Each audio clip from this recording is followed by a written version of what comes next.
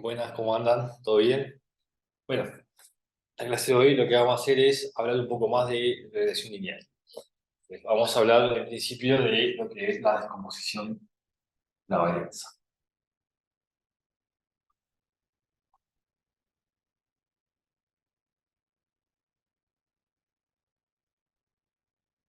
Bien, recuerden que en tipo 3 básicamente tenemos temas que son de regresión lineal y de análisis de varianza. Son dos temas totalmente separados, pero tienen partes en común. Nosotros, como estamos haciendo un breve resumen de cada tema, vamos a hablar dentro de regresión lineal conceptos, ¿tá?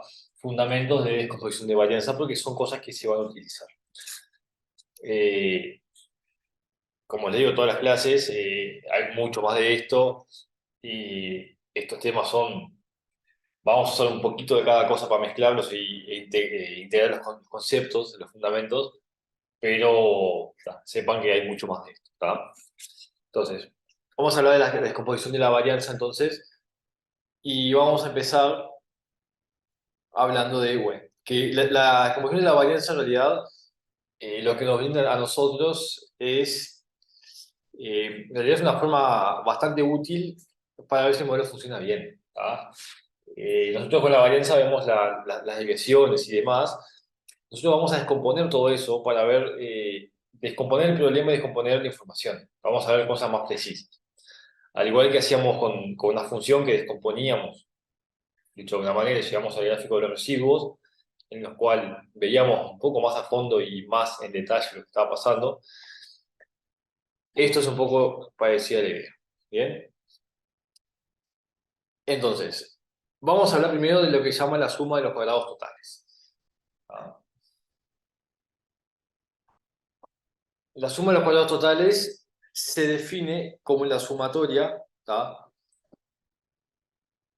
I igual 1 hasta n de i sub i menos i promedio al 2. Básicamente se define de esa manera. Calculamos el promedio de los valores de i, de respuesta, y hacemos esta diferencia de lados. Una forma muy parecida como hacíamos la varianza, ¿no? Porque esta es una descomposición de la varianza. Después lo que vamos a definir es la suma de los cuadrados de la regresión. ¿Qué es la suma de los cuadrados de la regresión? Se define de una forma muy parecida, suma de los cuadrados de la regresión. La definición es prácticamente la misma, analíticamente hablando, pero acá se le pone el techito de promedio. ¿Ah? Se le pone de esa manera. Y esto que está acá es efectivamente el promedio, la estimación del promedio de los valores de I. ¿Bien? Es algo muy parecido. Acá me falta algo también. Nosotros, estos son los valores que medimos, ¿tá? La suma de los valores totales, valores de respuesta menos valores de promedio de la respuesta, toda la lista que tenemos de I, esos valores los promediamos y los hacemos esta diferencia. Esto acá, cuando tenemos el modelo hecho, vamos a calcular como, bueno, I sub I es beta 0 más beta 1 por X. Esto no es esto, es la estimación de este valor. ¿Tá? Entonces, hacemos una tabla nueva con cada valor para cada X sub I. ¿Tá? Este es el valor de la regresión. ¿Tá? Y a cada valor de esto hacemos una tabla nueva, tabla de regresión, y promediamos esos valores y tenemos este valor de acá. ¿Bien? Sería básicamente eso que está ahí. Y después lo que tenemos es la suma de los cuadrados de los errores, que básicamente es la sumatoria de i igual 1 hasta n de e sub i al 2. Vamos a los errores a la 2 y nos da eso.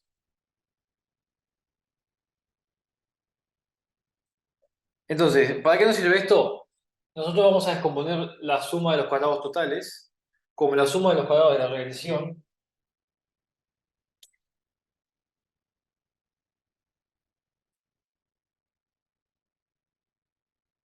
suma de cuadrados de regresión más suma de cuadrados de ilusión. Que la analogía es básicamente la misma, ¿no? La misma de siempre. Es algo real va a ser igual a algo estimado de regresión más un error. La analogía es básicamente la misma. Siempre hacemos que lo real es lo estimado o una regresión, que al fin y al cabo es una estimación, más cierto error. Y bueno, el modelo lineal, vamos a decir que es aquel que cumple que is UV de este promedio es C igual a este de acá.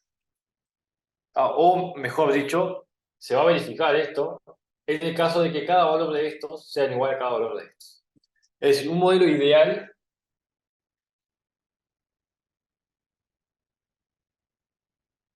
diría que I sub I sea igual a I sub I.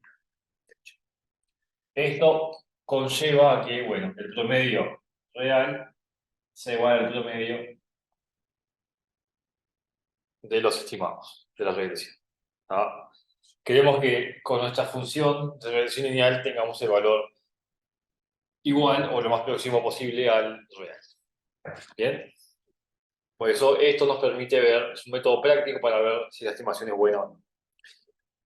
En la práctica, básicamente lo que se busca, ¿tá? Es que el modelo se descomponga en estas dos. ¿Tá?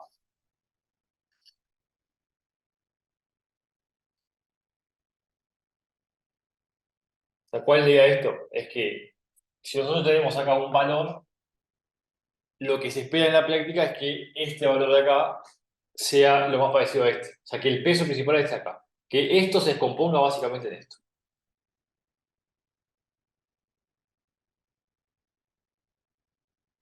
Esto básicamente va a ser,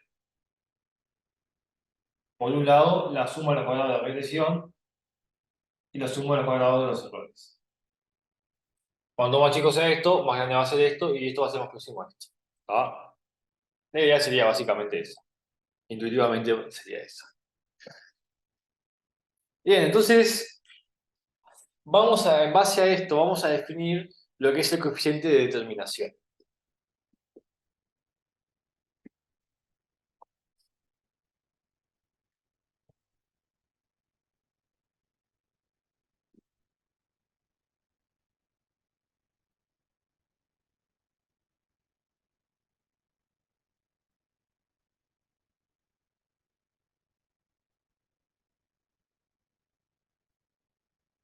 El coeficiente de determinación, ustedes ya lo conocen, ya lo hemos estado trabajando y lo trabajamos en otros cursos también, el R cuadrado.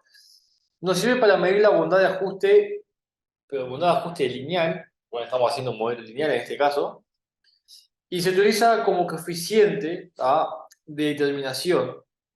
Y se va a definir, bueno, si el valor R cuadrado se define como, en este caso, lo que vamos a hacer es vamos a comparar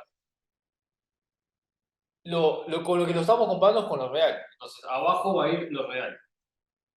Y acá la regresión. Como, ¿qué tanto se acerca mi regresión a lo real? ¿Tá? Entonces, esto va a ser en términos intuitivos, pero en términos de ecuaciones, en términos de descomposición de la varianza, vamos a decir que esto es la suma de los cuadrados de la regresión sobre la suma de los cuadrados totales.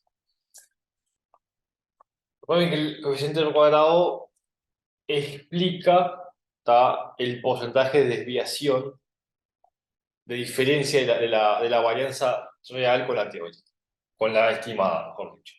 El coeficiente del cuadrado es igual a 0,7, significa que el 70% de las desviaciones estándar de las varianzas son explicadas con el modelo de la regresión. Lo ideal es que el 100% de las variaciones sean explicadas con la regresión. Por eso esto tiene que ser 100% o 1 en el caso unificado.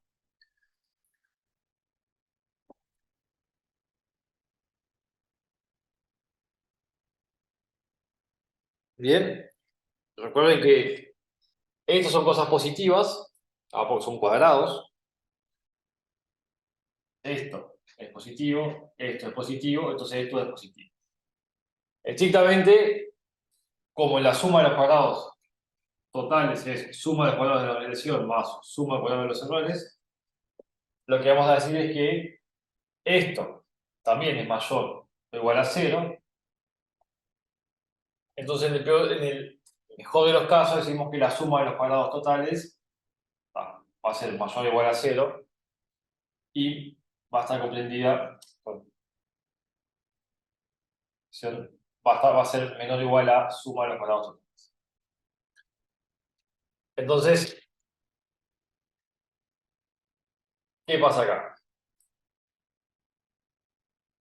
Este valor puede estar entre 0 o puede estar entre suma de cuadrados totales. Si vale 0, lo que tenemos acá es que el r cuadrado es 0 sobre suma de cuadrados totales, o sea, 0. Si vale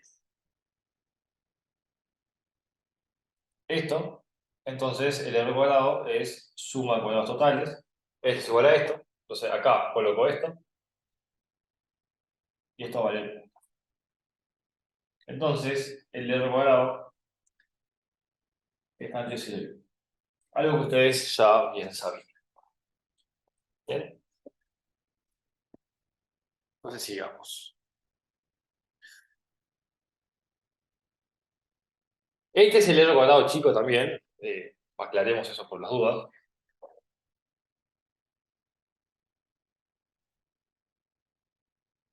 El r sí a la 2 es el... O sea, el r chico es... El cuadrado del r chico es el cuadrado del r. ¿Ah? El coeficiente de correlación.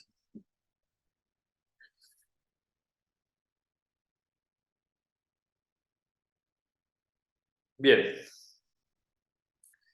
¿Qué es lo importante de esto y para qué nos serviría todo este análisis? Vamos a decir que en las condiciones de normalidad, recuerda normalidad cuando los errores son normales, homocedasticidad, que tengan misma varianza, ¿tá? Normal es 0, 1, ¿tá? Normal es por 0, sigma a la 2. ¿Tá? Ahí lo que vamos a decir que lo que se tiene es que un estimador, un estadístico, lo que le va a pasar es que cuando hacemos la suma de los errores, dividido en la varianza, ¿tá? O sea, vamos a decir, todos vamos a asumir que estamos en condiciones de normalidad, ¿tá? Esto lo aclaramos una vez nomás, pero después vamos a asumir que siempre se verifica esto, que los errores se distribuyen normal, 0, sigma 2. Todos son con centro 0, su esperanza, y varianza igual, ¿tá? Cuando pasa esto, la suma de los errores sobre sigma a la 2, esto que está acá tiene distribución, ¿tá? Y para ver qué tipo de distribución tiene, esto es sigma a la 2, ¿tá? Y los errores, esto es un número. Pero esto que está acá, como son sumas cuadráticas de errores normales, ¿de acuerdo? Suma cuadrada de errores es sumatoria de E sub i a la 2. E sub i es normal, es una variable aleatoria normal. Si yo sumo la sumatoria de normales a la 2, de normales cuadráticas, es chi cuadrado. Esto tiene distribución chi cuadrado. Y de parámetros n menos 2. Eso ya se los aclaro acá para que vean los parámetros de la chi cuadrado. Bien. Un caso particular es que, bueno, estamos hablando de una constante, está una función constante, o sea que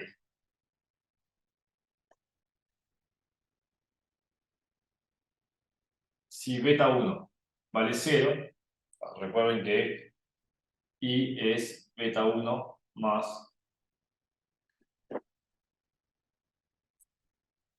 beta 0x más beta 1. Si pasa esto, lo que decimos es que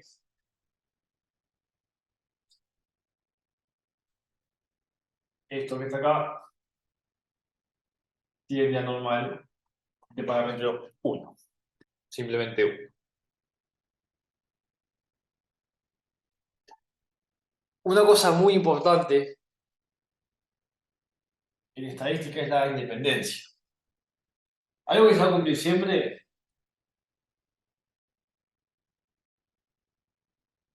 es que la suma de los cuadrados, la regresión sobre sigma a la 2 es independiente con la suma de los cuadrados de los errores sobre sigma a la 2.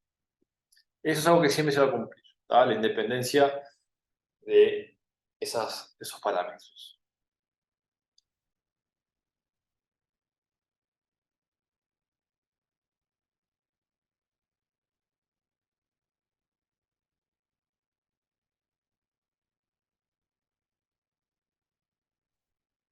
Bien, bueno,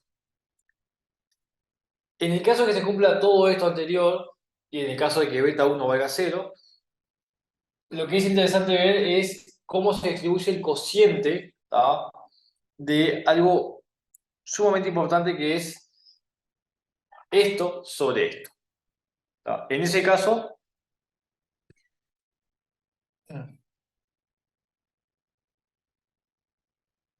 la suma de los cuadrados de los errores, de la regresión, perdón,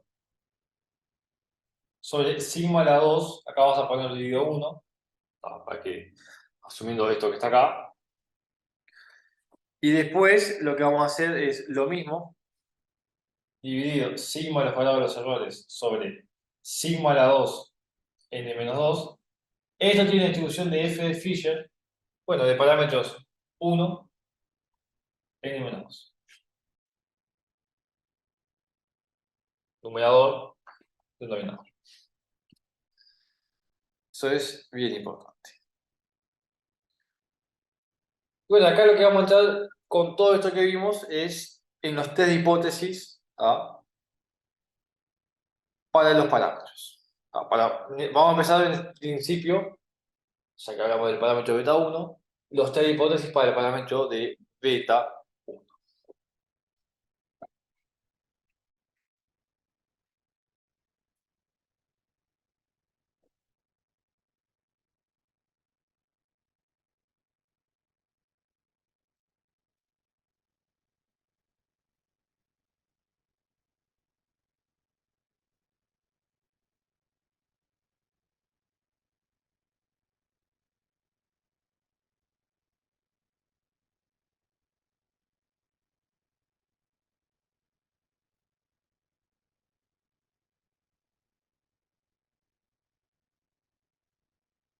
Recuerda que lo que hablamos es que es importante, ¿tá? Cuando nosotros tenemos una regresión que nos puede dar indicaciones o evidencia de que es una función constante, pero nosotros hacemos el promedio, ¿tá? Calculamos beta 0 y beta 1, y el parámetro de beta 1 nos da 0,0027. Número chico. Puede ser chico o no, dependiendo del valor relativo con lo que sea el término independiente. Si por ejemplo nos da y igual 0,0023 x más 0,0027, estos valores, esto no es especial frente a esto, ni viceversa, ¿no? Todo depende de los valores que están acá, ¿no? Todo relativo. Si por ejemplo tenemos y igual 0,000027 x más 22,9 y nuestra función es,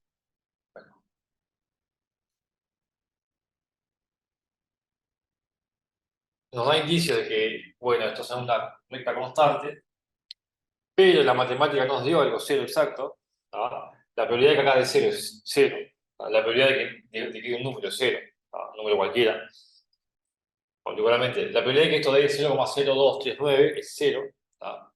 La probabilidad de que eso es cero también. Pero si sospechamos que esto vale cero, lo que tenemos que hacer es un test de hipótesis para verificar que este valor sea cero, ¿no? Eso es lo que vamos a hacer ahora. Así que bueno, vamos a hacer el primer test de ANOVA, ¿no? Que básicamente, para casos como este, o para verificar que efectivamente no es cero, a veces que queremos verificar que es cero en la pendiente, a veces que queremos verificar de que si nos dio, por ejemplo, 2, ¿no? A veces que queremos verificar esto,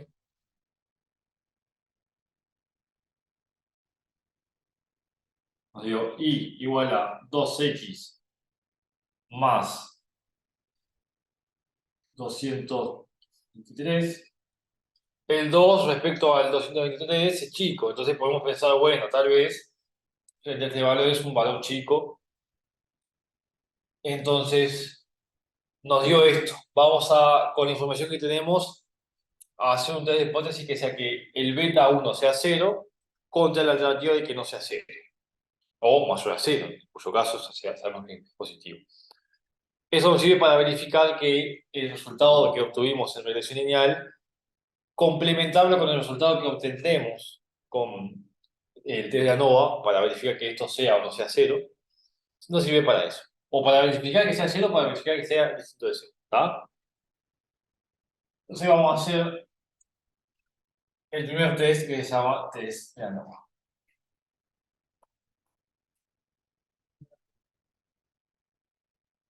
ANOVA porque cuando estamos haciendo el análisis de la varianza y los test usan un test de hipótesis como siempre, ¿verdad? Vamos a hacer el test, vamos a calcular un estadístico, que es un indicador, vamos a calcular la región de rechazo y vamos a tomar la conclusión.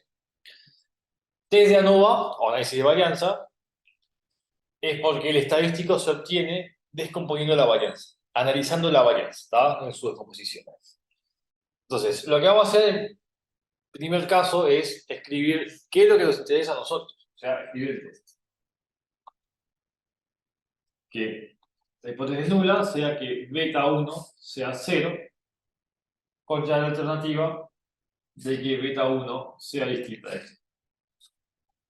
Recuerden que siempre estamos tomando que I es beta 0 más beta 1 por X.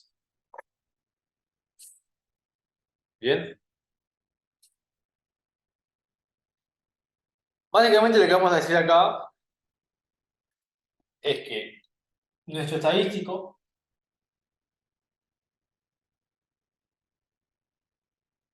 se va a calcular como, se suele llamar F, se puede llamar F o E observado, como ustedes prefieran. Va a ser, vamos a llamarle E observado, es la suma de los cuadrados de los residuos, y a esto que está acá lo vamos a dividir entre la suma de los cuadrados de los errores sobre n-2.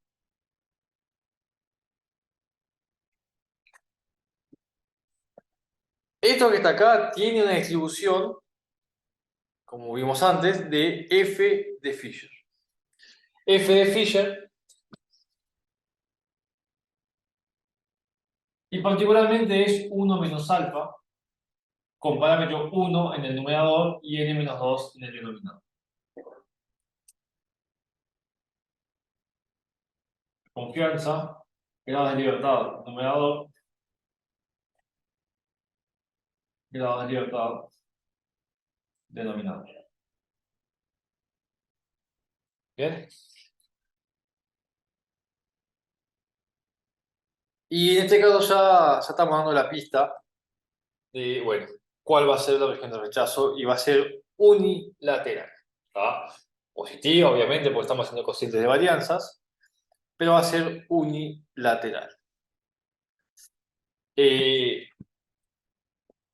Vamos a interpretar esto como una tolerancia que se tiene frente al valor posible que tenemos acá.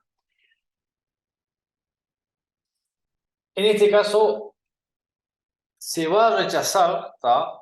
Primero vamos a fijar un nivel alfa y vamos a rechazar la hipótesis nula si este valor es mayor al f en cuestión. Entonces la región de rechazo es f1 menos alfa, un grado de libertad del numerador, por lo que habíamos definido antes, cuando beta 0 a 1. Recuerden que nosotros hacemos todo esto asumiendo que la hipótesis nula se cumple.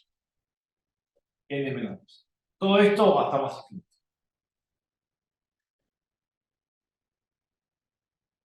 ¿Ah? Entonces, esto tiene una cierta tolerancia del valor de f. ¿Bien?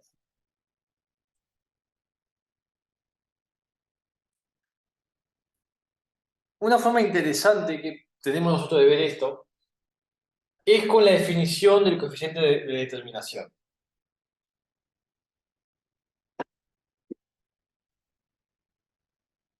El coeficiente de determinación R de la 2 es suma a los cuadrados de los residuos sobre suma a los cuadrados totales. Entonces la suma a los cuadrados de los residuos es R de la 2 suma a cuadrados totales. Bien. A su vez, la suma de los cuadrados de los errores, nosotros lo podemos definir como suma cuadrado total menos suma cuadrado residuos.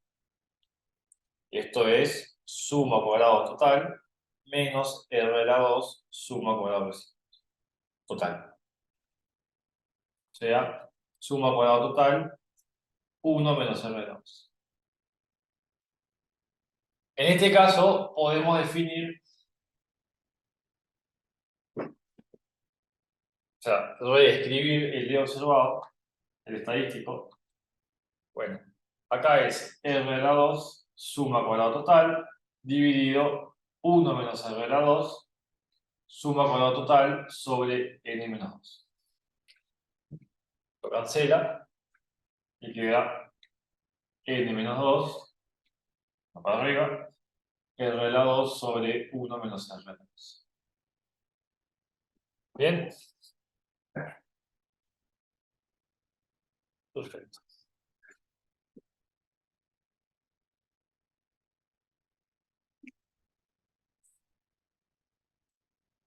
Entonces,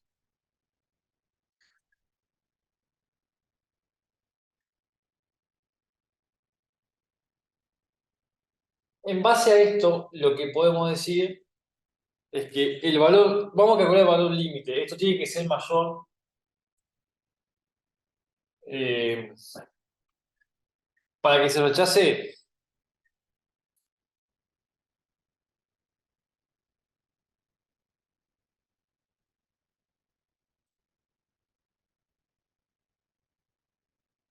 Tiene que ser mayor a este valor.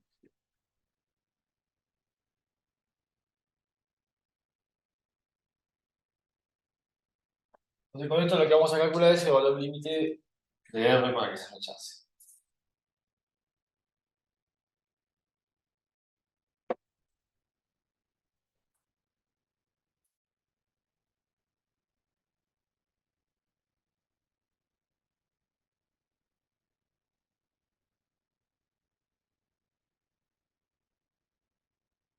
¿No?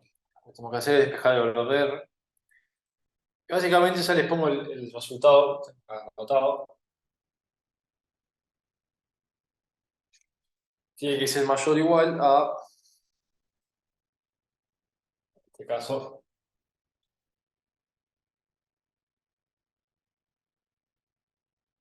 y todo dividido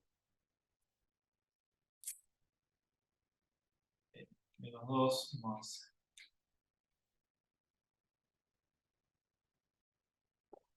¿Bien? Tenemos los valores límites.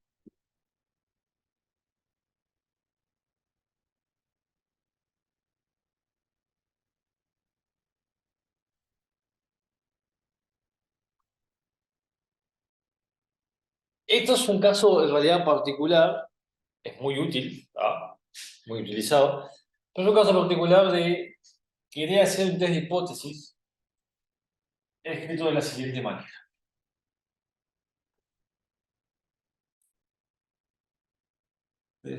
Que sea que la hipótesis nula, y en este caso vamos a decir que beta 1 sea igual a un beta, bueno, un beta 1 particular, ¿tá?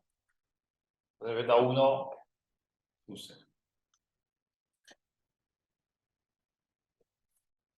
La terminología puede mezclar un poco. La idea es acá es presentar de la manera como presentábamos antes, que hacíamos hipótesis nula que mu sea igual a mu sub 0 y mu sea distinto a mu sub 0. El subíndice 0 pretende ser el subíndice que se utilizaba antes. Vamos acá. Y acá la alternativa que beta 1 sea distinto a beta 1. sub 0. A un valor particular que le demos. Es anterior es un caso particular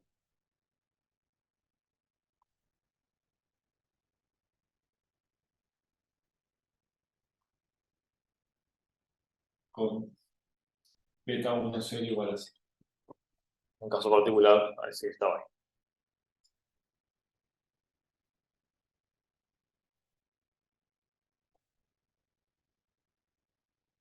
Ya lo que vamos a utilizar básicamente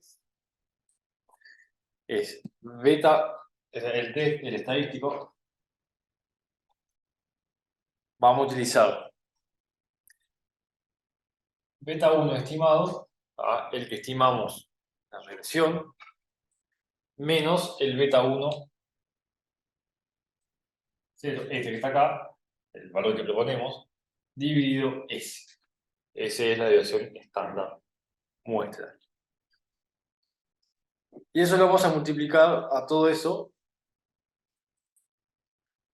por la raíz de la sumatoria de xy menos x promedio a la 2. Todo esto que está acá, estos son números, estos son las variables aleatorias a la 2. Entonces, decimos que todo eso se va a distribuir como t de n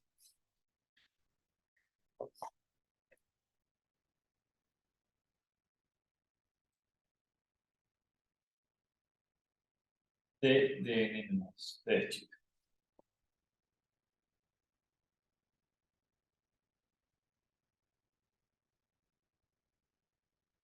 Acá está el caso particular que si beta vale 0, beta 1 su 0 vale 0, esto a la 2 va a tener al parámetro, o sea, este estimado de la 2 es el parámetro de f de Fisher.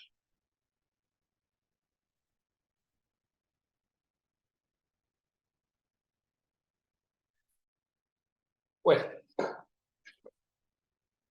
resta hablar ahora de la hipótesis para el parámetro del término independiente.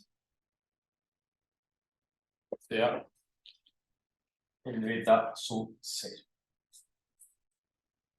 este caso vamos a decir algo muy parecido. Que la hipótesis es que la hipótesis nula, que beta 0 valga beta sub 0, y bueno, acá vamos a agregarle el sub 0 para hacer la misma terminología, y la alternativa es que beta sub 0 sea distinto a beta sub 0. Voy a poner un ejemplo acá.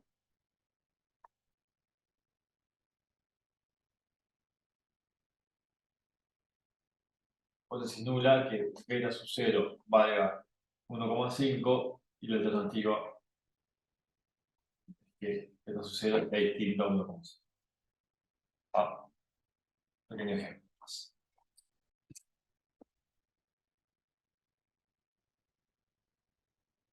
En realidad, las cuentas, la idea es un poco la misma, es calcular un estadístico, que en este caso, el estadístico se calcula de la siguiente manera.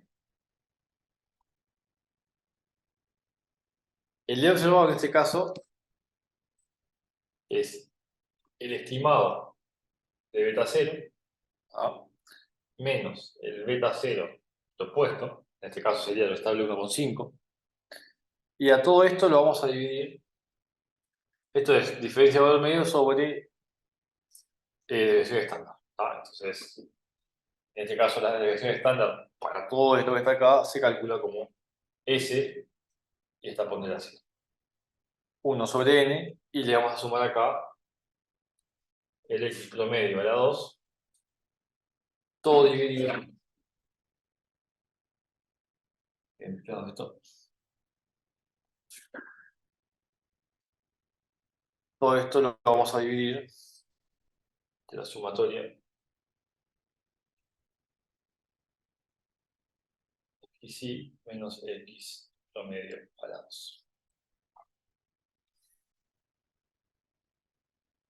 Y todo esto que está acá y una distribución de n, de student de n-2.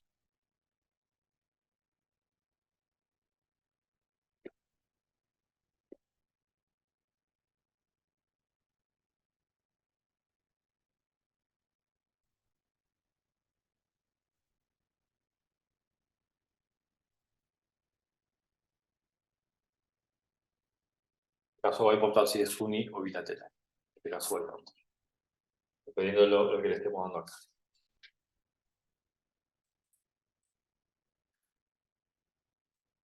Bien, estos son un poco los tres hipótesis más importantes o más comunes los que vamos a ver.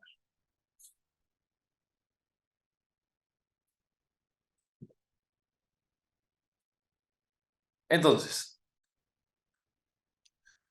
ahora vamos a hablar de lo que sea la respuesta media y la predicción de respuesta. La media.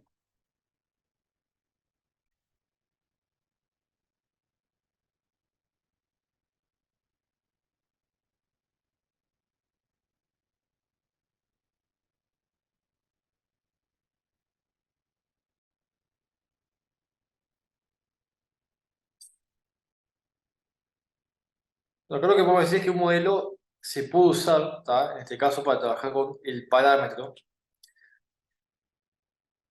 ¿Tá? Ese modelo lo vamos a usar para determinar el parámetro i. Podemos trabajar con los parámetros de i. Y de la respuesta media en un valor de x cualquiera. ¿Tá? Nosotros tenemos el modelo, tenemos un rango en el cual podemos trabajarlo y podemos tener la respuesta, predicción de respuesta para un valor de x, un valor cualquiera. ¿Tá? Podemos calcular el promedio cuando x vale 7, el promedio de los resultados que vamos a tener. Por ejemplo, podemos decir, cuando x vale 7, en promedio y va a valer 10. Por ejemplo, cuando x vale 7 y vale 10. Pero en realidad lo que va a pasar es que y sub 1 vale 9, y sub 2 vale, por ejemplo, 11, y sub 3 vale 12, y sub 8, y sub 2, 4 vale 8. Tenemos muchos valores para x igual a 7, tenemos muchos valores, y en promedio vale esto. Entonces podemos decir, para x igual a 7 tenemos predicciones de la respuesta. Medimos una vez para x igual a 7, tenemos esto. Medimos otra vez para x igual a 7, tenemos esto. ¿Tá? Y acá están los errores asociados. Pero podemos armar y decir, bueno, la respuesta media sería cuando x vale 7, en promedio vamos a arrojar un valor de y igual a 10. ¿Bien?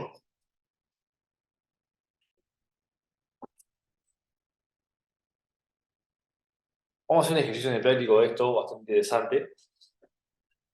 Pero le voy a poner un ejemplo un poco más.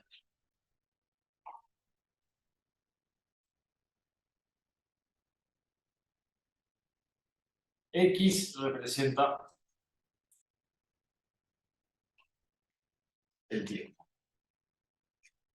Y Y representa el peso, la masa.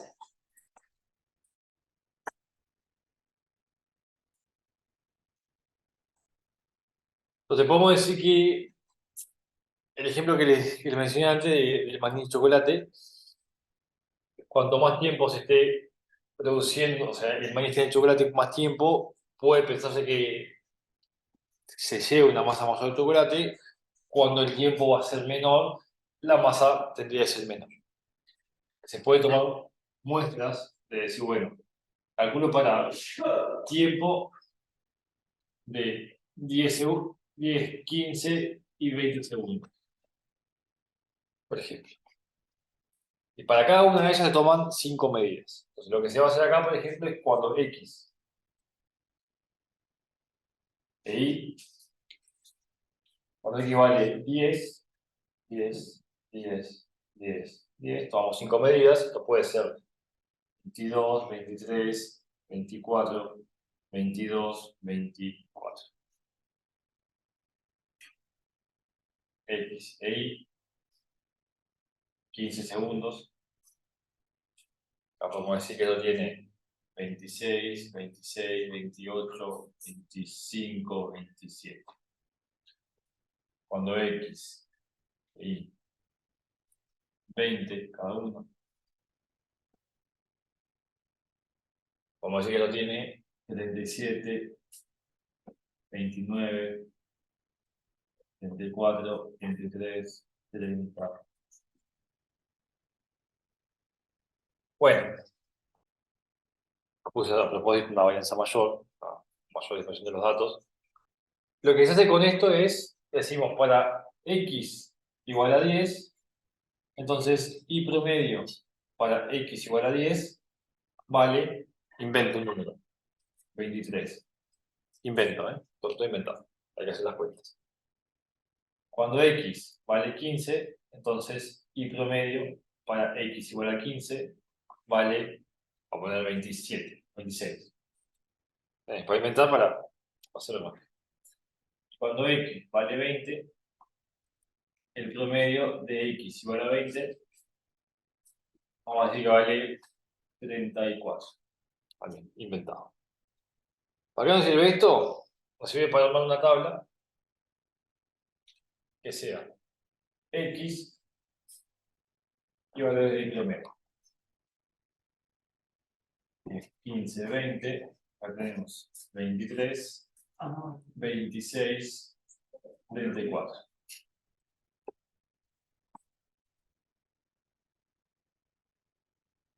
Y con esto, nosotros vamos a armar una gráfica que acá sea, bueno, 20, 10, 15, 20, 23, 26, 33. Tenemos esta función hasta acá. Estamos graficando X.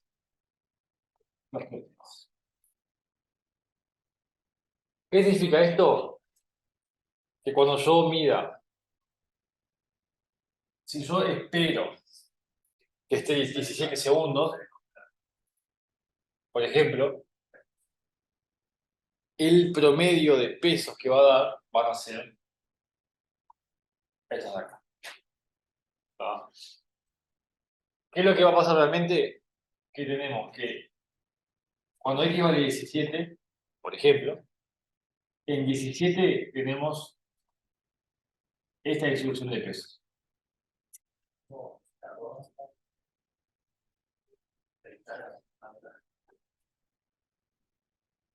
Se supone que, hagan de cuenta que esto vale 29, por decir un número cualquiera.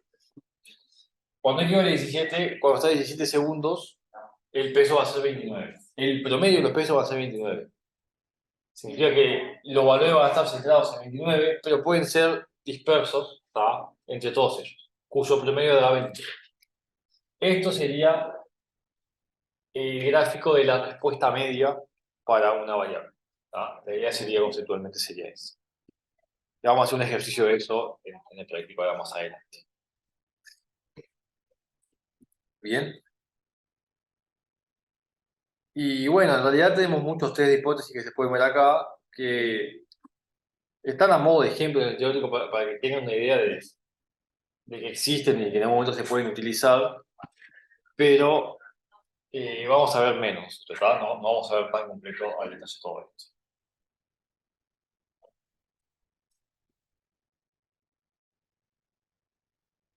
Entonces, también hay métodos de los residuos, inclusive hay test de hipótesis por los residuos. Principalmente están los test de normalidad por los residuos. Recuerden que los residuos son normales, podemos hacer el test de normalidad, Shapiro-Wills, D'Agostino y demás. ¿Tá? Y hay una cosa que se utiliza mucho que es el Q-plot. Vamos a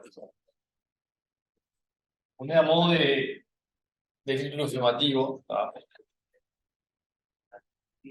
test de hipótesis para los residuos. Sabemos que los residuos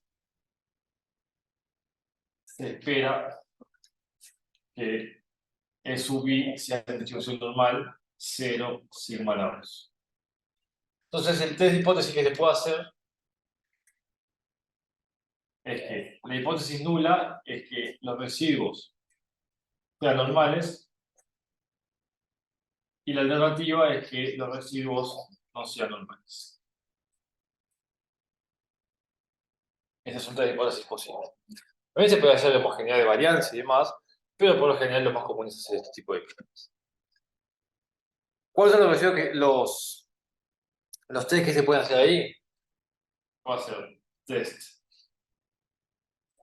de Agostino. El test de Agostino, bueno, fue visto en los cursos, ¿tá? En 0.5, por ejemplo. La idea no es hacerlo, pero que sepa que se puede hacer y lo hace un programa matemático, la computadora. El test de Shapiro-Wills.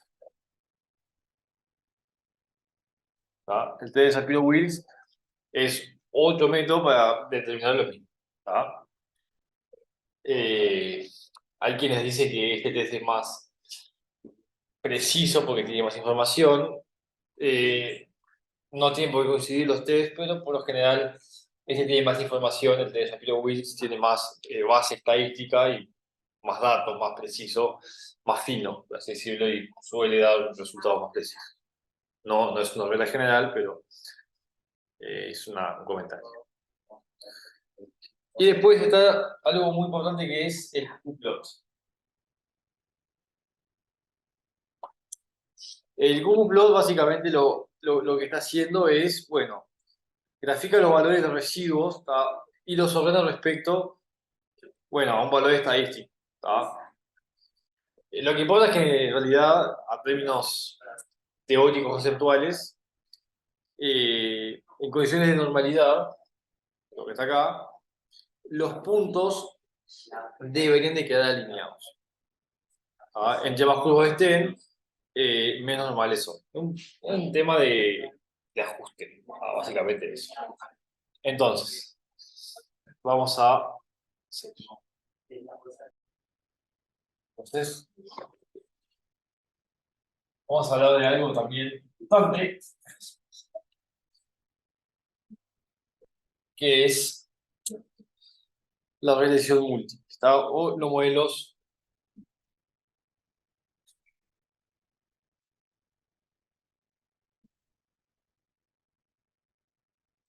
multilineales.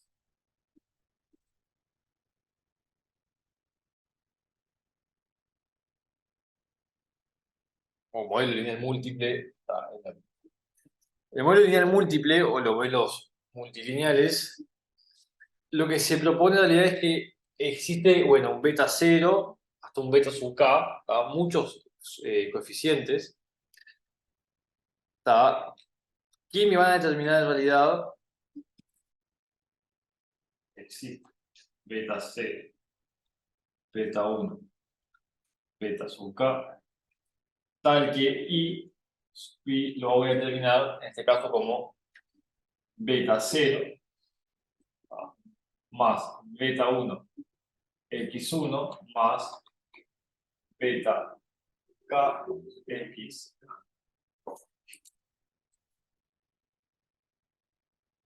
En este caso lo que estamos haciendo es más un error siempre asociado, ¿verdad? Estamos haciendo multilinealidad de variables, más una variable asociada a la tendencia. Esto acá en realidad sería el esperado. Si nosotros no le ponemos esto, tenemos que a todo esto sumarle E1. Y ahí, en este caso, el E lo mismo. E se espera que sea normal, 0 sigma lados. O sea, que la esperanza de E sea 0, que la varianza de E sea sigma lados. que sea homocedástico. Y bueno, lo mismo que habíamos visto antes, que también la covarianza entre E sub I y E sub J sea cero si I es distinto a J. O sea que para dos valores distintos de los residuos, o sea, dos variables distintas, o dos valores distintos, perdón, son independientes. Centrado en cero, homocedasticidad, independencia.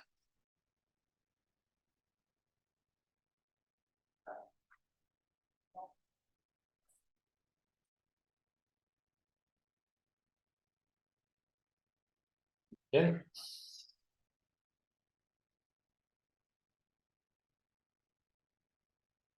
Entonces, acá lo que importa es que como los errores son variables aleatorias, estos son variables aleatorias normales, y los XY se consideran determinísticos, todos estos XY son determinísticos, lo que se tiene es que las I sub I, los valores de predicciones, son variables aleatorias. Como esto es normal y esto es determinístico, esto es una variable aleatoria. Entonces, esto, el I, tiene distribución normal. Esto es normal y estos son determinísticos. Por esto se cumple que I sub I es normal. ¿Bien?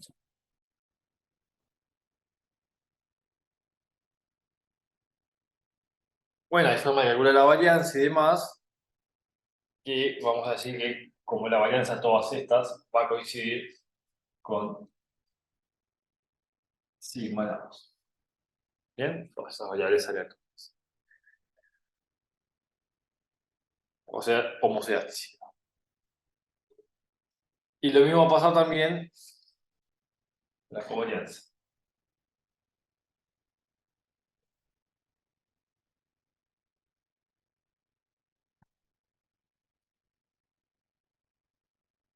Tal que I son independientes los resultados.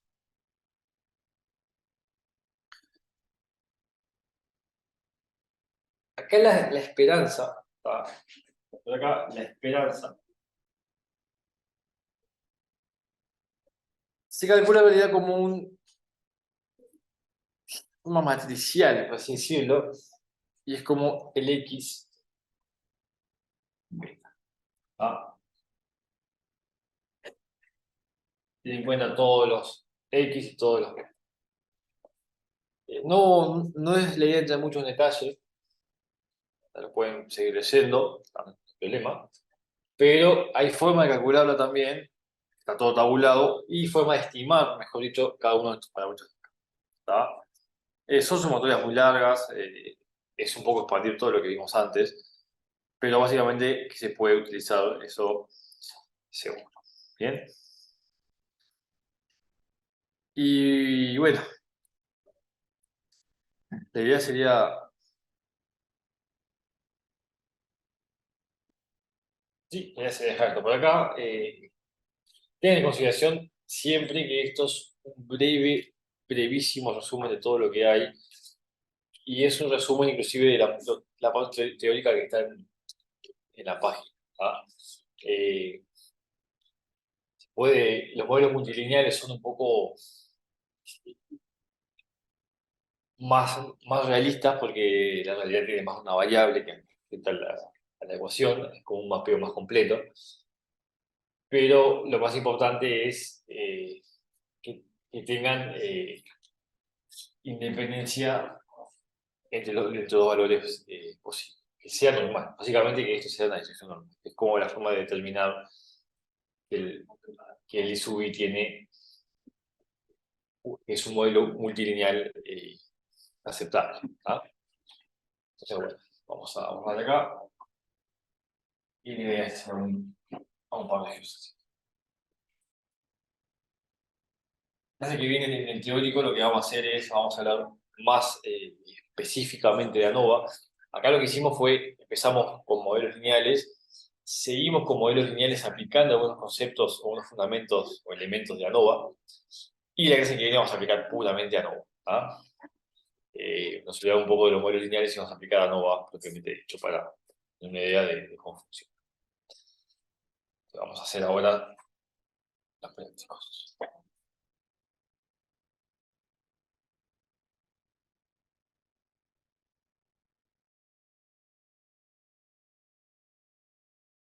Bien, vamos a hacer el ejercicio de 3 entonces, que dice lo siguiente.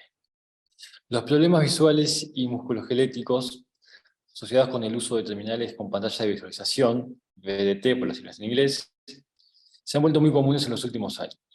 Algunos investigadores se han enfocado en la dirección vertical de la mirada fija como causa del cansancio e irritación de los ojos. Se sabe que esta relación está estrechamente relacionada con el área de la superficie ocular, OSA, por decirlo en inglés, así que se requiere de un método para medir el área de la superficie ocular. Los datos representativos adjuntos son I, o sea, la variable I es la OSA, o sea, en centímetros cuadrados, sería el área de la superficie ocular, y X el ancho de la fisura palpebral. No se da el orden en el cual se obtienen las observaciones, así que por conveniencia aparecen en orden creciente de los datos de X. Bien, en realidad el tema del orden de los datos no me importa mucho, porque lo que a nosotros nos importa es hacer la regresión lineal. Que estén ordenados o no, va a ser la misma regresión lineal, porque cuando lo graficamos como pares ordenados. Entonces, todos estos datos los tengo pasados a Excel para ganar tiempo. Todos estos valores son los datos que tenemos que tener. Acá le puse como la observación 1, observación 2, dato 3. En realidad lo que nos importaba hacer únicamente esto. Bien, entonces esto lo vamos a ocultar directamente para mostrarle eso nomás. Y vamos a graficar estos valores de acá. Cuando lo graficamos, nos dan esto de acá, estos resultados. Y estamos con regresión lineal simple, vamos a limitarnos únicamente a hacer regresiones lineales. Y vemos todas las ecuaciones que nos dan. Y vamos a hacer bien lo que nos piden, que es qué información podemos sacar. O sea, básicamente nos pide extraer la máxima información posible las conclusiones correspondientes sobre el vínculo entre las variables X y Y. La variable X, recuerden que es el ancho de la fisura palpebral, y el Y sería el área de la superficie ocular, la cual dice que acá que algunos investigadores se enfocan en la erección como causa de irritación de los ojos. Se sabe que está relacionado con la OSA. O sea, la OSA está un poco relacionada con lo que sería el cansancio e irritación de los ojos. Entonces miden el ancho de la fisura palpebral y eso lo asocian, o se podría asociar con lo que sería el cansancio ocular. Entonces vamos a ver si eso tiene una relación. Que si a mayor área ocular, área palpebral, tenemos una mayor OSA, que es lo que está asociado con el cansancio ocular. A mayor área, mayor cansancio ocular. Y eso tiene un poco de sentido, tiene un vínculo. Si bien vemos que acá el error cuadrado es 0,94, que por lo general un buen error cuadrado es 0,98, 0,99 tal vez, mejor 0,99 sería lo ideal, bien cercano a 1, pero en realidad 0,94 no es que esté mal. Lo que importa acá es la inspección visual, y es que los datos parecen tener una cierta aleatoriedad. Tal vez acá hay 4 o 5 valores con el mismo signo, van alternando, pero hay una aleatoriedad de los valores. Entonces eso como que tiene una buena tendencia.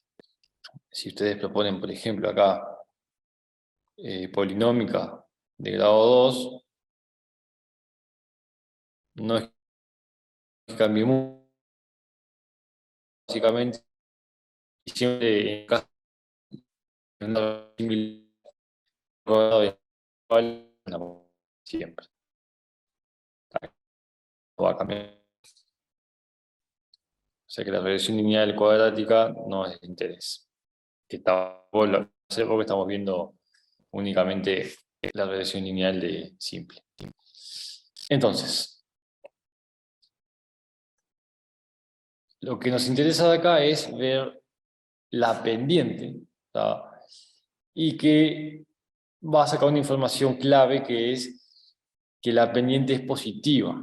Vamos a calcularlo acá, es el valor es 3,0661, pero únicamente para recordar cómo se calculaba los valores de y los valores de x. Esto lo que es el beta 1.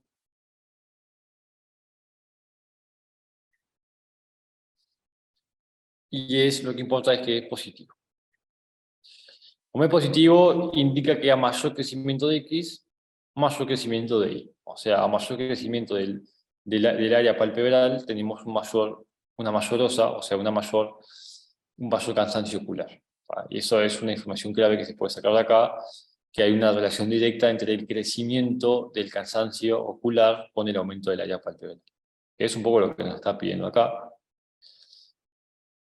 Que traigamos información y conclusiones de esto. El método tal vez se adapta bastante bien, una inspección visual buena, tenemos un R cuadrado no del todo bueno, pero la realidad es que tenemos una buena inspección visual que en el fondo eso es lo que más pesa. Vamos a poner acá el beta 0, que sería la banana del origen, serían los valores de y con los valores de x. Bien, y acá vamos a poner los residuos. Vamos a hacer que es este valor de acá, lo fijamos por el valor de x más el valor del término independiente. Entonces sería el i de predicción, el i minúscula, digamos, y el residuo en realidad es el valor real menos eso. Estrictamente esto acá sería con mayúsculas, ¿no? El Excel lo pone en minúsculas siempre. O sea, las observaciones. Y acá sería, esta parte de acá sería el i minúscula, que sería la predicción. Bueno, y si le restamos los valores sería el error o residuo. Estos errores o residuos tienen que tener una distribución normal, ¿tá? Algo que se podría llegar a hacer es hacer un test de hipótesis de comprobación de valor de normalidad, por ejemplo, un test agostino para estos valores de acá, para ver si efectivamente son normales, ¿tá? Pero es algo que se podría llegar a hacer. Bueno, vamos a graficarlos, a ver cómo se comporta. Insertar, dispersión. Y bueno, tiene una tendencia bastante aleatorizada, ¿tá? Sube, baja, negativos, positivos, positivos, ¿tá? Esto tiene un desorden o una tendencia bastante normalizada. Es algo que es muy bueno. Entonces acá el R cuadrado, si bien es más importante a la hora de decidir si sí o si no, pero el tema de los residuos, principalmente acá estos residuos nos está dando que es una distribución normal, básicamente acá los residuos, está aleatorizado. Entonces, eso significa que, bueno, que la tendencia es buena. Y lo que más importa acá es, como todo está aceptado, básicamente, tiene una pendiente positiva. Pendiente positiva significa que el aumento de X indica un aumento de Y, o sea, un aumento del área palpebral indica un aumento, está relacionado con un aumento del cansancio ocular, lo cual es lo que se pretendía investigar. Como pueden ver, los ejercicios de acá son básicamente artículos científicos, esto los sacamos de un artículo científico, los datos son del artículo científico, Y bueno, la conclusión que hay que hacer sería básicamente obviamente muchas cosas más se pueden hacer, puede ser un test de normalidad de los residuos y demás, pero a grandes rasgos es una información bastante útil.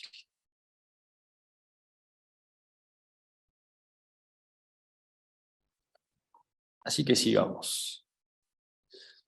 El ejercicio 4 también es muy parecido, está sacado de un artículo científico, está la citación acá, de donde se extrajo, y relaciona un poco lo que sería la liberación, las emisiones de oxidaciones del nitrógeno. Ustedes saben que el nitrógeno, el enlace de nitrógeno es triple, y romper ese triple enlace requiere bastante energía, que por lo general es un material inerte.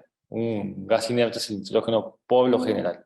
Pero no es del todo inerte porque con altas temperaturas, altas energías, se puede llegar a oxidar el nitrógeno. NOx hace referencia a monóxido de nitrógeno, dióxido de nitrógeno, a distintas configuraciones de NO1, NO2, etc. Las cámaras de combustión de los motores internos, ¿tá? De los automóviles, llegan a levantar temperaturas bastante por encima de los 1000 grados, más de 1000 grados, mucho más, y más sobre todo en los autos de gasolina, o sea, de motor Otto, ¿tá? De chispa, no de autodetonación, los motores de chispa, motor Otto, de gasolina, eh, por lo general levantan más temperatura que los de diésel o los motores de gasoil. Entonces, ambos pueden llegar a generar, tienen sus consecuencias, sus problemas cada uno de los dos, como materiales particulados en el caso de diésel y demás, pero particularmente en este se pide la liberación de las emisiones de monóxidos o dióxidos de nitrógeno, que los óxidos de nitrógeno son bastante más contaminantes para la capa de ozono y de toxicidad, digamos. Entonces, este artículo pretende investigar cómo se comporta eso con, con lo que sería la antigüedad del motor, con una gasolina básica, con una gasolina reformulada. ¿Tá? Entonces hay que ver, la idea sería investigar acá, haciendo unas regresiones lineales o haciendo la tendencia de los datos, la dispersión de los datos, si hay alguna información que nos permita decir, o alguna tendencia, digamos, a evidencia que nos diga, bueno, si el motor tiene tantos años usamos gasolina básica, si el motor tiene tantos años usamos gasolina reformulada. Reformulada básicamente nos va a dar, la idea es que con motores viejos o de alguna forma, la idea sería mejorar las emisiones. Vamos a ver si eso realmente lo mejora o no. Consideren que la reformulada suele ser más cara, pero si en caso de que mejore puede ameritar.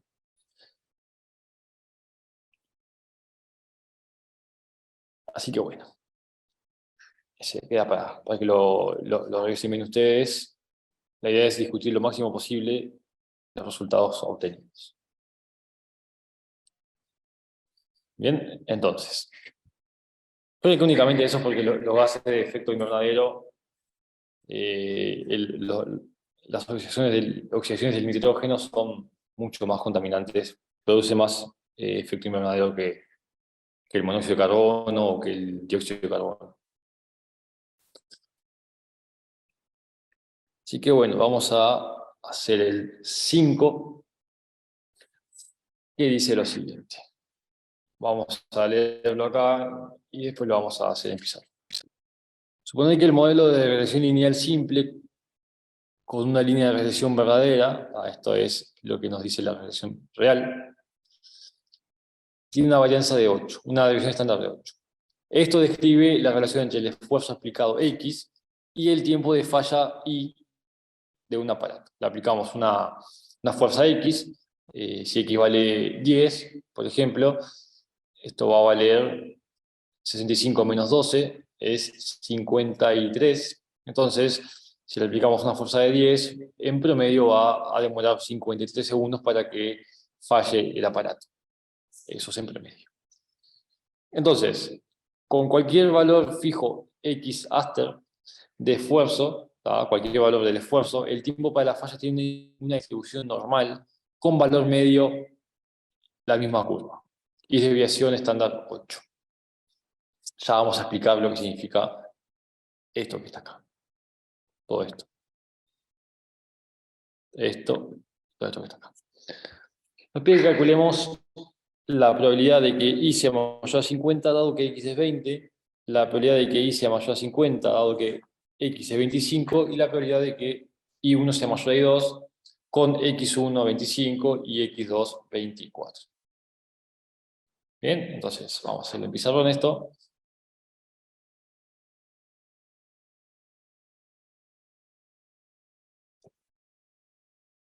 Ejercicio 5. Y lo que nos decía que y es 65 menos 1 por 2x y sigma vale 8.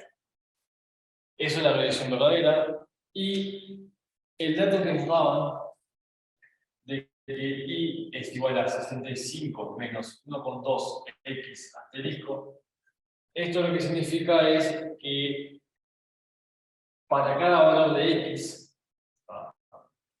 tenemos por acá, estos son los valores en promedio. Esta curva sería 65. La raíz de esto sería 65 sobre 1,2, que es 54. Lo que quiere decir esto es que para cada valor de x, por ejemplo, para x igual a 10,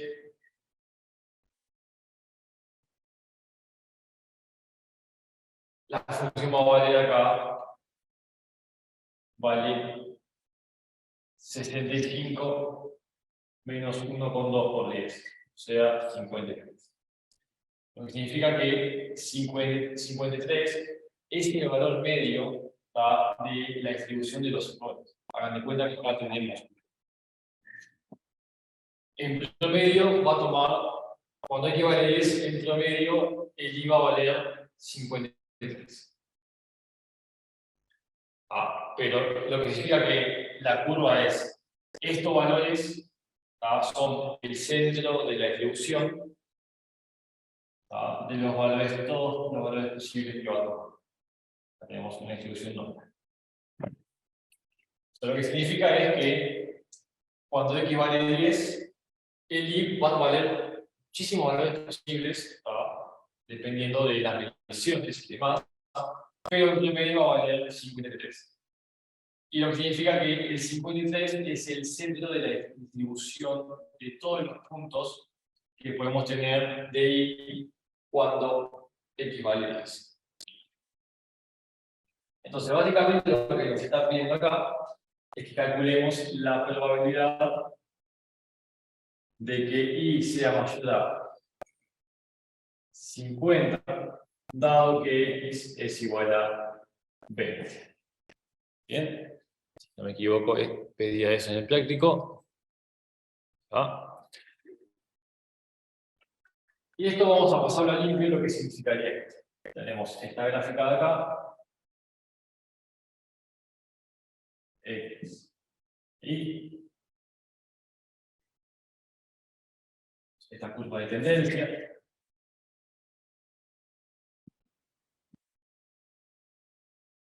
Tenemos acá el valor 20 por acá.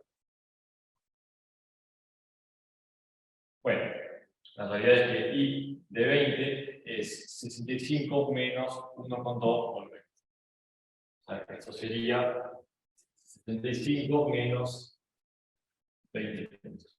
40. Acá vale 40.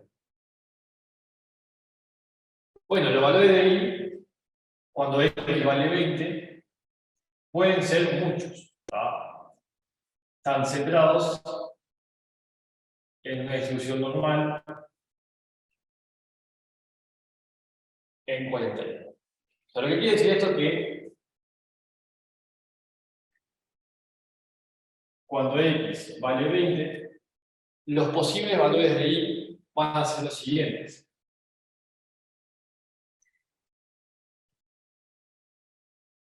Va a ser una curva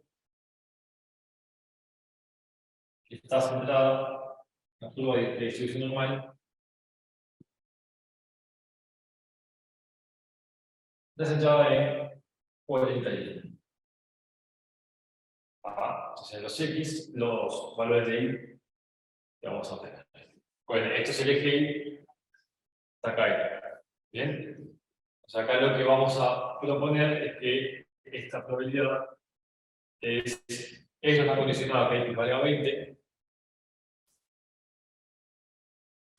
Está condicionada a que X valga 20 y vamos a calcular que Y sea mayor a 50, dado que X es mayor a 20. X igual a 20. Si X es igual a 20, la curva va a ser esta. Y que dice mayor a 50 con estas condiciones que estamos condicionando a la expectativa. Bueno, esto es la probabilidad de que Y sea mayor a 50, dado que X es 20. Y la forma de calcular esto es haciendo que es 1 menos la probabilidad de que Y sea menor a 50, no igual, no va a cambiar nada porque es continuo, dado que X igual a 20. Esto es exactamente igual a phi de un z igual a tanto. O sea, lo que vamos a hacer es calcular esta probabilidad con el cambio de variable z para pasarlo a una distribución normal estandarizada, normalizada. Entonces, el punto de interés está acá, esto lo vamos a asociar con un z que sea 50 menos mu sobre 5. Esto tiene una distribución de esta variedades. Bien, toda 9 sobre 8.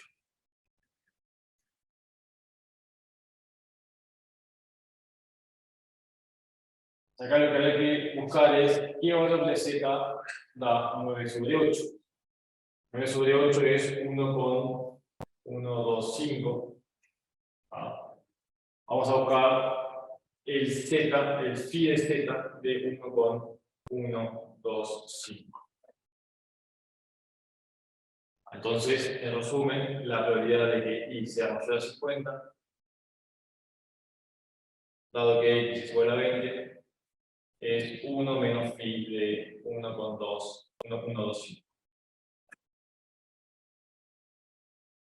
Vamos a la tabla de distribución normal.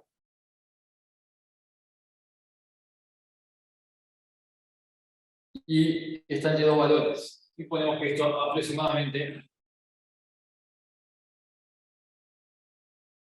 este valor de acá es 0,876. Están llenos valores de 0,86864 y el de 0,87076. Más o menos decimos que es el terreno. Ahora le pueden sumar y dividir 2, pero de forma rápida sería eso.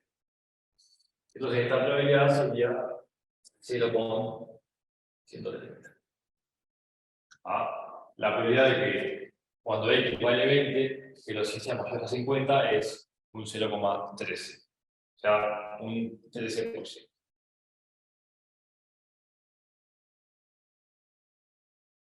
Bien.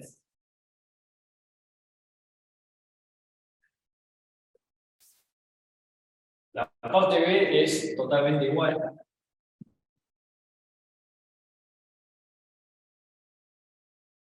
Pero nos dicen que la probabilidad de que x sea mayor a 50, dado que x es igual a 15.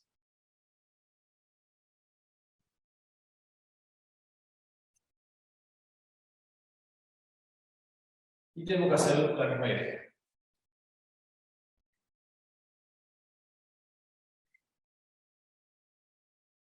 Acá tendríamos lo que sería la curva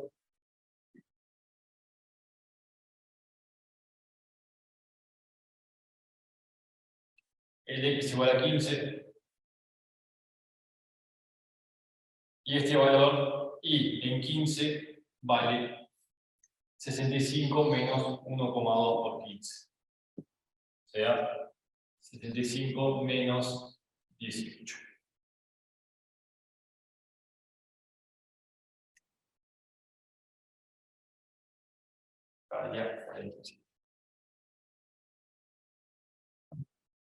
Entonces, dado este valor, tendríamos acá, cuando x vale 15, los posibles valores de y se van a distribuir de esta manera. Esto representaría que los máximos valores son 47, tenemos menos valores más grandes, tenemos valores acá y estos valores acumulados. O sea, básicamente lo que nos está pidiendo esto, si acá está el 50, nos está pidiendo que calculemos esta área con el 47 como sea. O sea, esto que está acá equivale a decir que estamos calculando el 47 acá, centrado en 47,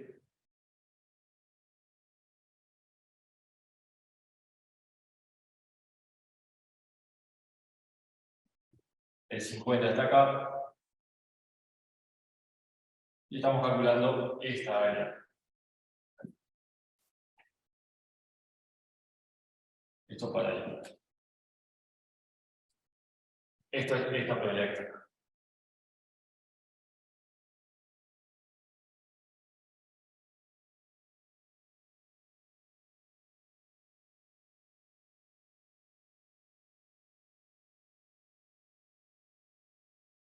El cálculo acá sería también lo mismo, es pasar qué z me cumple que es mayor a 50 con el mu igual. Eso sería el valor de mu. ¿Verdad? Recuerden que z es x menos mu sobre sigma. El x que nos interesa es 50. Bueno, x o y, probablemente. Menos 47 sobre 8. Esto es 3 sobre 8, 0,375. Entonces, lo que hacemos es que P de que y sea mayor a 50, dado que x es igual a 15, es igual a decir que P de que z sea mayor a 0,375, y esto es igual a 1 menos P de que z sea menor a 0,375. Esto es igual a 1 menos pi de 0,375. Y este es el valor que buscamos nuevamente en la tabla de distribución normal.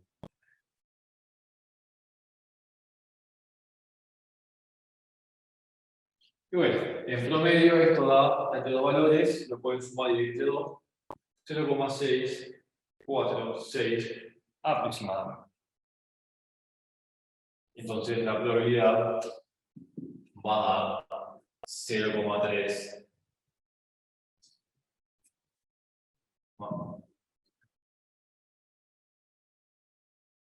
3, 5, 4. ¿Bien? Al ser el X más chico, el mu es más grande por la relación que tenemos acá y está más próximo al valor. Bien.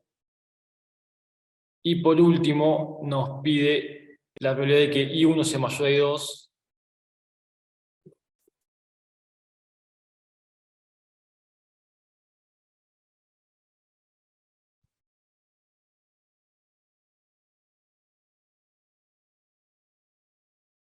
I1 sea mayor a I2 con X1 igual a 25 y X2 igual a 24. Lo que hacemos acá es, esto lo escribimos como la probabilidad de que I1 menos I2 sea mayor a 0. Y vamos a tomar esto como una variable X o Y genética. Entonces, la esperanza de I es la esperanza de I1 menos I2, y esto por linealidad es la esperanza de I1 menos la esperanza de I2. Esto sería mu sub 1, mu sub 2. Y mu sub 1 lo calculamos con esta notación. Sería 65 menos 1,2 por su x, 25. Entonces sería 65 menos 1,2 por 24. ¿Bien? Ya. Esos serían los valores de ahí. Entonces, esta cuenta de acá va a cancelar el 65 y nos va a quedar menos 1,2. O sea que el valor mu en este caso es 1,2. La varianza, en este caso, de I es la varianza de I1 menos I2. Y acá sería la varianza de I1 más la varianza de I2. Varianza de I1 más menos 1 a la 2 es más varianza de I2. Cada una de ellas tiene sigma a la 2, sigma a la 2, estos son 2 veces sigma a la 2. O sea que es 2 por 8 a la 2, 128. Ya lo es.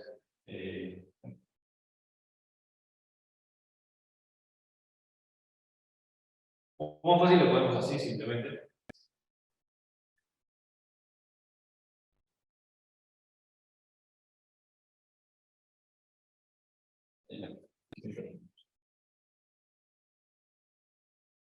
Entonces lo que decimos que la varianza de I es esto, entonces sigma de I es la raíz de 120. ¿Bien? Y esto es sumamente útil porque lo que vamos a calcular ahora, esto equivale a la probabilidad de que X sea mayor a 0. Probabilidad de que I sea mayor a 0, dado que mu es menos 1,2 y sigma es raíz de 128, que equivale a que esté centrado en menos 1,2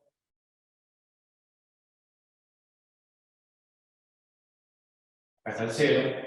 La probabilidad de que esa I sea mayor a 0 es esta variable. Y el cálculo es más o menos el mismo, porque hay que hacer el cambio de variable hasta acá con esas variables que tenemos. O sea, el z en este caso, que p sea mayor a 0, es la probabilidad, en este caso sería, este z asociado sería 0 menos 1,2 dividido raíz de 128.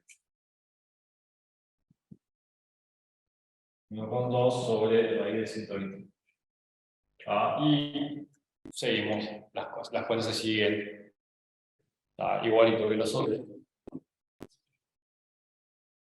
Es igualito a los otros. Aparte de que hicimos, bueno, eso ya lo tienen ustedes para confirmar que queda bien. Porque como está de este lado, debería dar menos a la mitad de esto. De menos 1,2 en adelante vale 0,5, entonces esto de acá vale entre 0 y 0,5. Y como para acotar el resultado. Así que bueno, vamos ahora a hacer el ejercicio número 7.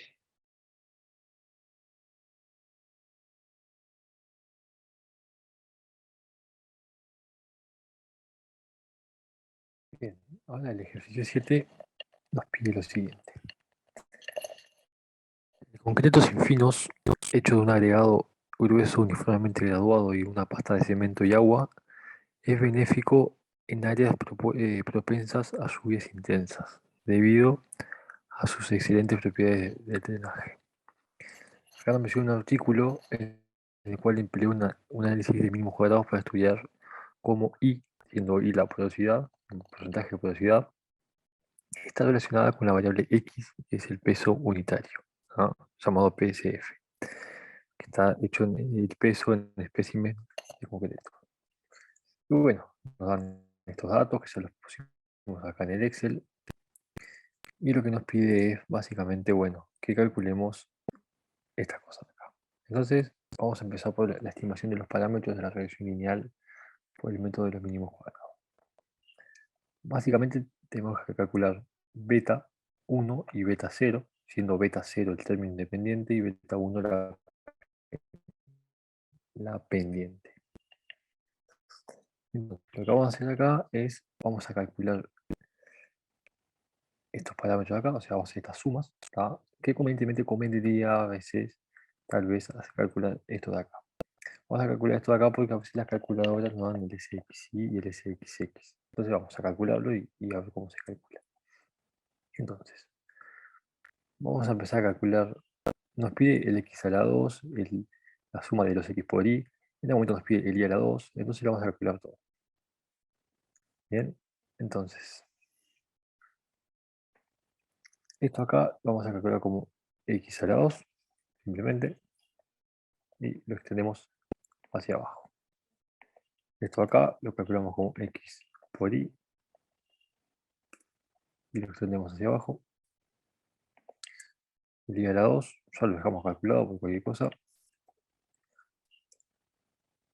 y lo extendemos hacia abajo. Entonces vamos a calcular el SXY, primero que nada, que se calcula como la sumatoria. Entonces vamos a sumar todos estos x por y le vamos a restar la suma de los x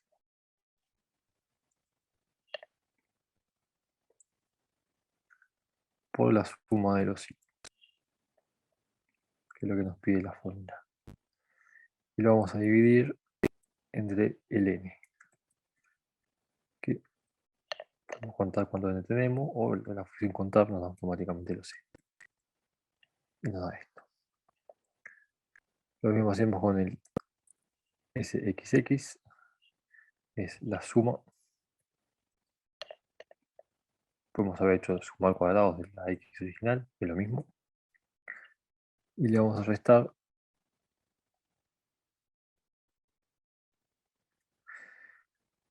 la suma de los x, sumo todos los x y lo elevo después a la 2. ¿Qué es lo que elevo a la 2? Es toda la suma, el resultado de la suma. Bien, y esto que está acá todo lo voy a dividir entre n. Contar todo esto acá, que sería el n, que n igual a 15 en realidad, ¿no? Pero bueno, sería eso. Y acá lo que hay que hacer es, bueno, beta 1 es la pendiente, es SXY, o sea, esto, dividido SXX. Y nos da menos 0,947. Negativo. Es una recta decreciente. Y bueno, para calcular el beta 0, tenemos que calcular el promedio de x, simplemente con el promedio, todos estos x, y con el y también, promedio de esto de acá.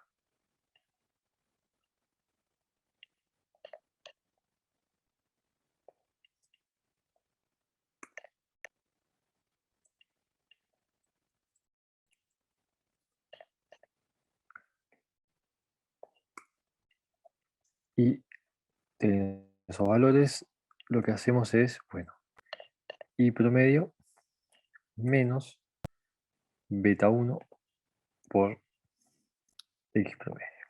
que nos da el valor de la ordenada en el origen, de la regresión lineal. Bien, bueno, ¿cuál es la interpretación de esto? La parte A. O sea, la parte A ya nos da los parámetros, que son estos de acá, estos son los parámetros, ya los calculamos, y la interpretación es que es una recta con pendiente negativa. O sea que a medida que le aumentemos el peso unitario de los especímenes concretos, le va a disminuir la porosidad, el porcentaje de porosidad. Esa es la interpretación de los parámetros. Claramente tenemos que con x igual 0 no pasa por el origen, o sea que el beta 0 no es 0. ¿No? Es un valor bastante grande comparado con la pendiente. Bien, la parte C nos pide la suma de los cuadrados del error, o sea, el SCE, que la fórmula calculable es así como la suma cuadrática de las diferencias de los I sub I menos los I sub promedio, estimados, perdón. ¿Qué son los estimados? Es, bueno, tengo que evaluar el I sub I estimado, es la evaluación de para cada X con la recta de regresión lineal. O sea que sería beta 0 más X por la pendiente. Y ese es el valor estimado. Bueno, vamos a fijar esto acá, para que sean siempre fijos, y vayamos nomás las X. Extendemos esto, y todos estos son los valores estimados de lo de la dirección de la recta verdadera. Entonces, si hacemos I sub I menos I sub I estimado, esto nos va a dar esto, menos esto. Hacemos con todos los valores, y positivo, negativo, positivo, ven, esto sigue una distribución normal de los errores. Esto sería el error. Y lo que vamos a hacer es que esto de acá es la suma cuadrática de esto. Lo podemos hacer elevar eso a la 2 y sumarlo cada término, o directamente sumar cuadrados de todo esto. Y nos da este valor. Esa es la suma de los cuadrados del error. Sumamos los errores cuadráticos, básicamente. La idea es minimizar este valor para que sea todo más exacto. Bien. Ahora lo que sigue es calcular la estimación de la varianza. Y bueno, es básicamente, según esta fórmula de acá, es la suma de los cuadrados del error dividido n menos 2. Bien, ese valor me da la varianza, el sigma cuadrado. Simplemente aplicar esta fórmula una vez que tengamos la suma de los cuadrados de los errores.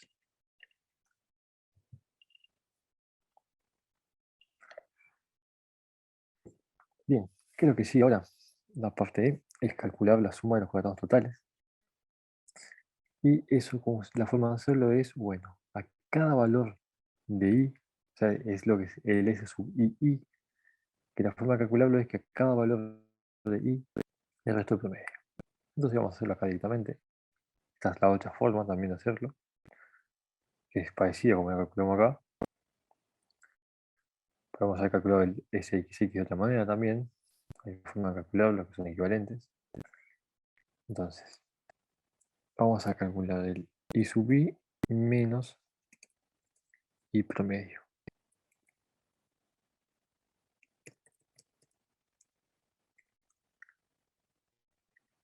Vamos a hacer el I sub I menos el promedio. Y esto lo vamos a dejar fijo para que lo podamos extender para abajo.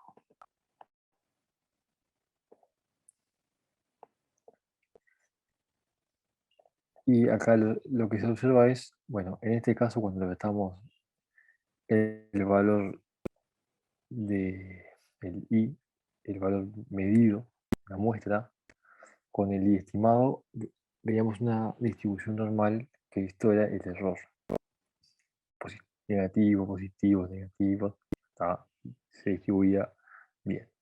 Acá lo que vemos es, tenemos que ver una tendencia. ¿Cuál es la tendencia? Es que disminuzca. Acá es el valor máximo, va bajando hasta que cruza el cero, negativos y va disminuyendo. ¿Bien? Esa es la tendencia que se ve.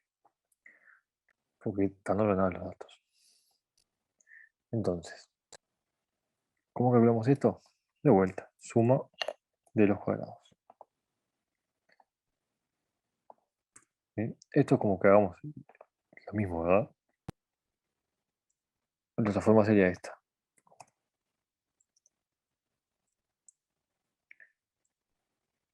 Sería elevar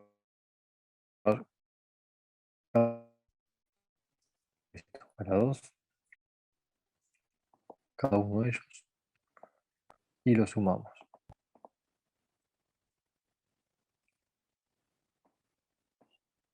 Queda exactamente lo mismo.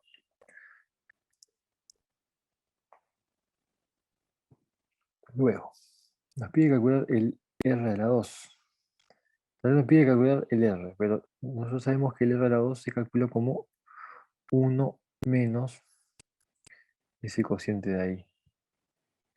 La suma de los cuadrados del error dividido la suma de cuadrados totales. Entonces el R sería la raíz de esta de ahí.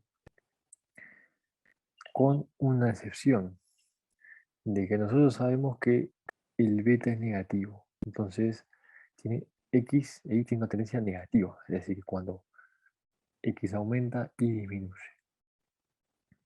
¿Cómo vemos eso en el coeficiente de correlación R? Que tiene que ser un coeficiente del mismo signo de que beta 1. Entonces acá le vamos a poner el signo menos y lo vamos a agregar. Decimos que tiene el mismo signo que beta 1. Porque el coeficiente R lo que me dice es el grado de dependencia que tiene, si es positivo o negativo. Cuando hacemos acá la raíz aparece el más menos. Entonces tenemos que quedarnos con el más o con el menos según corresponda. Y verifica siempre que en regresión lineal es el signo de beta 1. O sea que beta 1 es la derivada de la función, de la recta. Y por último nos pide que según el modelo, cuál es el valor de ahí que predice que en x igual a 100. Si x es igual a 100, ¿qué predice el modelo? ¿Cómo se interpreta? Bueno, esto básicamente es, pongo beta 0 más beta 1%. ¿Bien? Y lo que significa que si yo le pongo un peso unitario de 100 de espécimen de concreto, PCF, voy a tener un 28,44 aproximadamente por ciento de porosidad en concreto. Esa es la interpretación. Ven que los valores de I ninguno supera 100 y ninguno negativo por sentido físico.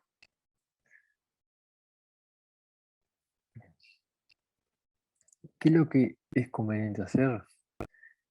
Todas estas cosas que vimos acá, en realidad lo que tiene es que, bueno, es un análisis extenso de la regresión lineal. Y todos sabemos que, bueno, podemos agarrar estos datos, si empieza el ejercicio, hagamos estos datos, insertar, dispersión, y ahí tenemos los datos. Y como segundo paso, tocamos los datos, clic derecho, línea de tendencia, ecuación en el gráfico y R cuadrado. Y esto que es lo que nos da exactamente los mismos valores que tuvimos. Miren, el beta 1 es la pendiente, y nos da exactamente igual. La cifra significativa es distinta porque son las que les pedimos ahí, pero es exactamente el mismo valor. El beta 0 es lo mismo. Y el R cuadrado es lo mismo. ¿Bien? Recuerden que R minúscula cuadrado y R mayúscula cuadrado son lo mismo. Porque el signo es siempre positivo. Entonces, ¿cuál es la conclusión de esto? Es que no solo nos tenemos que basar en hacer la expresión en Excel, sino que todo este análisis que hicimos acá es bueno para la interpretación y para saber qué hay que cambiar de todo esto para mejorar el modelo. Capaz que el modelo no está bien. Podemos ver cuáles de estos datos afectan a cada una de estas variables y parámetros de acá que terminan afectando en definitiva a esto y a esto. Entonces, la conclusión es que todos estos valores de acá le podemos hacer el seguimiento y el control dependiendo de cuál es el parámetro que está acá y sabemos cómo afectan a los parámetros que realmente estamos observando. Es como que le estamos poniendo la plata de fondo.